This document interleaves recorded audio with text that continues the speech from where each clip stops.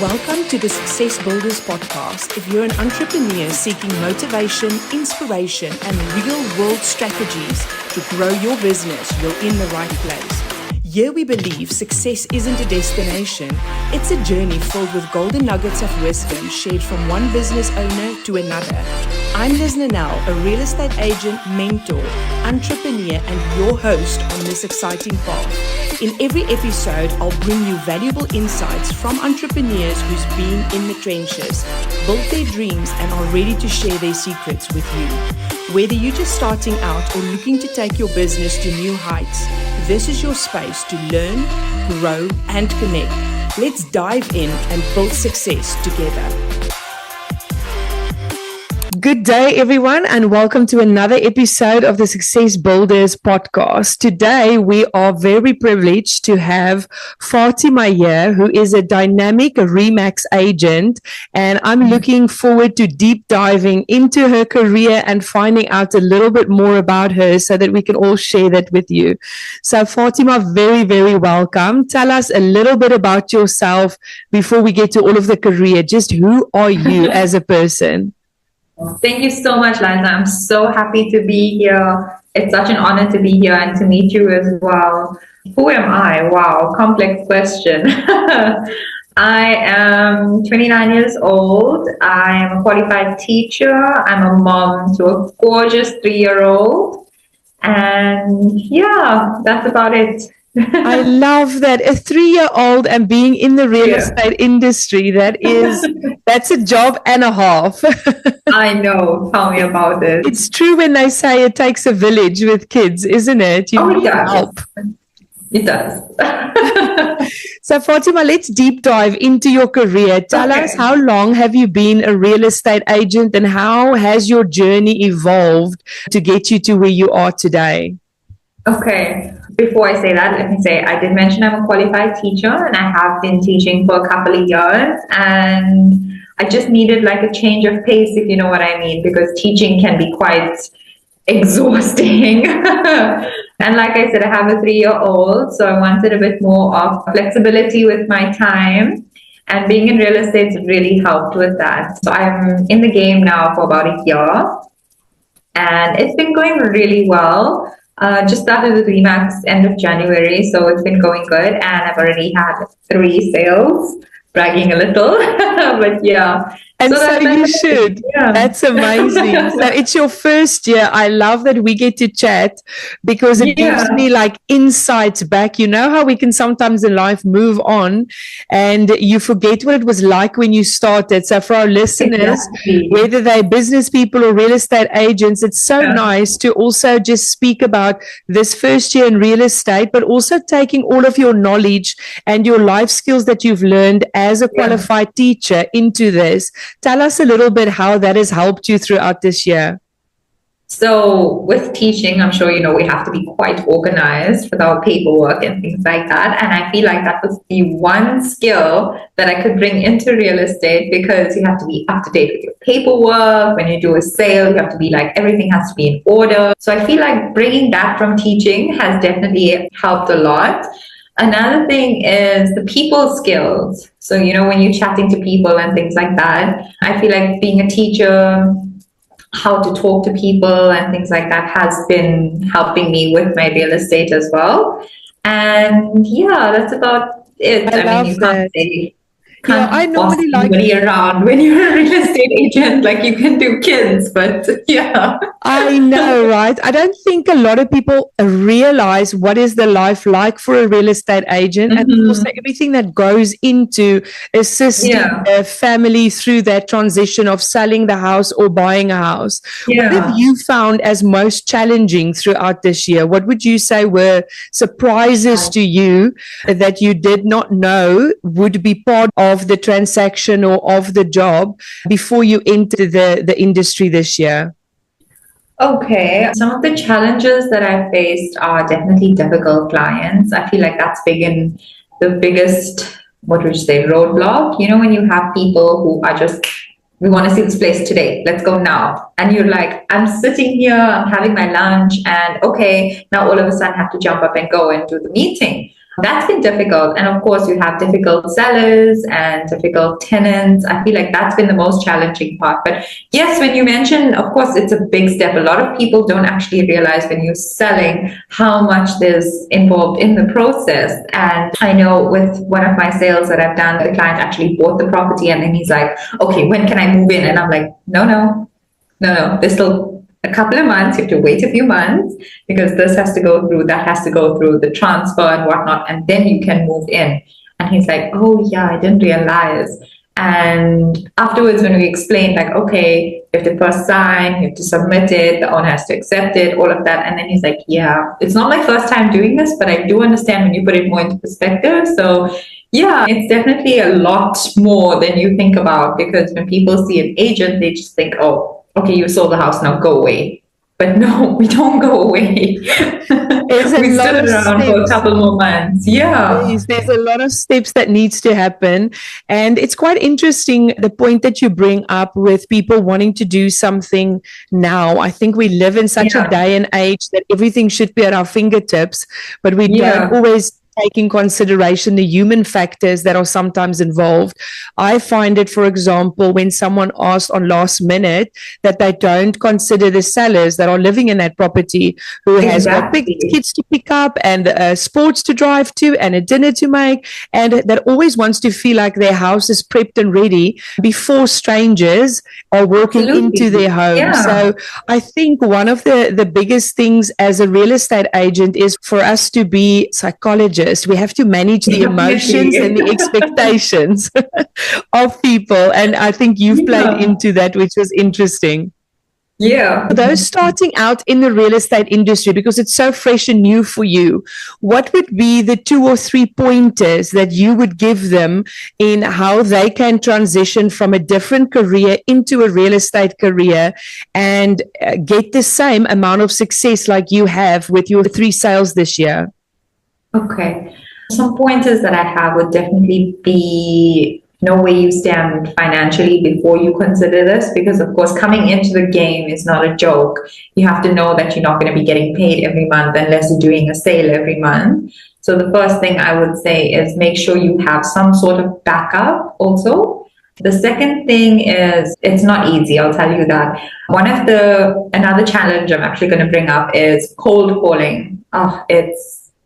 That has been, I don't even want to say, it's like, I cried the first week on the job. I'm not kidding, because people were just so mean. So one of the things I have to tell someone is, this is what my mentor actually has told me, that you need to develop something called crocodile skin. So you have to have like that toughness to be able to just let it, slide and things like that. And yeah, so I tell someone, just be prepared for every possible outcome, because people can be really mean. So you have to have that crocodile skin. And have a mentor, or preferably work under a mentor when you start in this game, because I started with someone who's 25 years in the game, Mr. Ahmed Musa. I don't know if you know him. And he has been an inspiration and a great support through. So definitely I tell someone, if you want to do the real estate thing, go in with a mentor, have a mentor for a couple of years. And then if you feel like you want to do it by yourself after that, go ahead. But that's been one of the greatest blessings, really, having someone to be there for me and to help me with it. I absolutely love that. And I actually had an episode with Fatima as well. And he is an amazing, amazing person. And I think it's so valuable what you are saying with the fact that you need to have a mentor. I don't think anyone can be successful in the real estate industry if they come into the industry and just think that book knowledge is going to be enough. Exactly. Yeah. You definitely need someone that can assist you and someone that has seen different scenarios, because there's not one sale that is the same than the next. There's so many differentiating factors. And with REMAX also, the company itself, they've been such a big support. They've been so motivating, and the training that they're doing here is absolutely incredible. So that's been a big help as well. Yes, I think those are all important factors. If you go into the real estate industry, you need to make sure you've got a reputable company that has got very good training.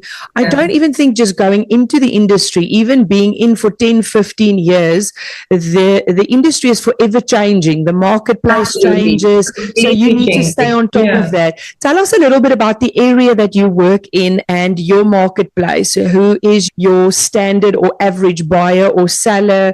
And who Okay. are most of your clientele? So I am in REMAX address area, so mostly in the Barrier area. So I'm around Morningside, Essenwood, Musgrave, just in and around the area here. And most of my clientele, it's everybody, I'm not going to lie, because there's a lot of people buying, there's a lot of people selling. But yeah, we have had quite a few different people from different backgrounds. Variety. Yeah, it's been a variety, and dealing with different people from different communities has been interesting because how one community reacts to it is not how another community would, answer the same questions. So yeah, it's been a broad community, and you meet a lot of different people in this game, which is one of the things that I love about it. It's actually brought up, like, meeting new people, making new friends, meeting old friends. Actually, one of the sales that I had done was a school friend of mine that I met after like so many years. He actually contacted me about a property that I listed. And in that, when I met him, I was like, wow, hey, hi.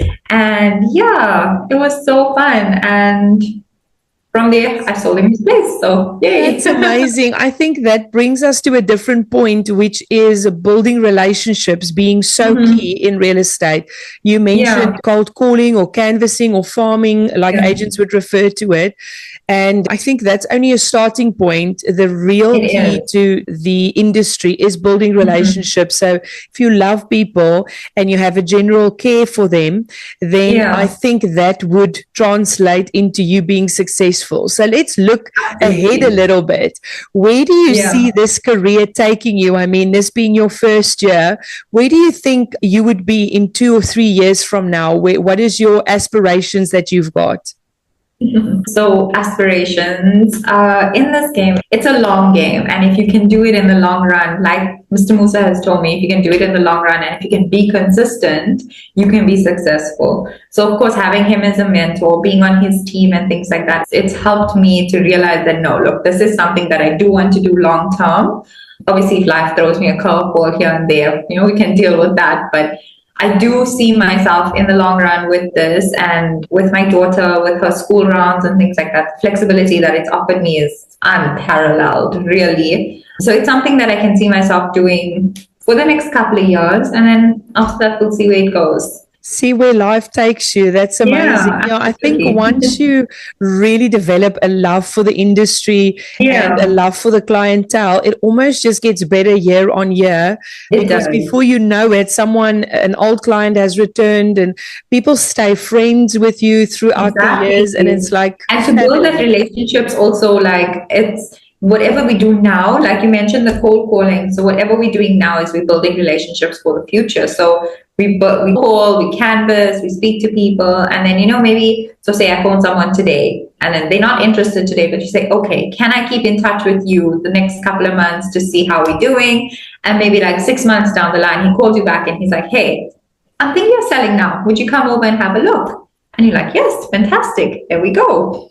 And building relationships in that way also. And then when you see your family and your friends and you say, okay, look, I'm doing this real estate thing now. If you have any referrals, send them to me. And then when they send them to you and you sell their property, then they also referring more to you. So it definitely helps you build more relationships with people in the community. And then obviously word will spread around. They'll see your boards everywhere. So it's a good thing. Yeah. It definitely is. I think you said something that is key, which is it is not a short term game. This is something No. in for the long term, and you build those relationships. And then you also touched on another important point, which is referrals. When you give great Mhm. service, people will always refer you to their family and friends because they know that you Absolutely. will take care of them. Yes, absolutely. I mean, the one sale that I had done already, he liked what I had done, and he actually gave me such a brilliant feedback, like for the company, and they were actually quite impressed with that. But yeah, and then from there, I got another referral, and through that, you just make you make friends and you're meeting people and you're referring, and then hopefully working on my next sale with that one. But yeah.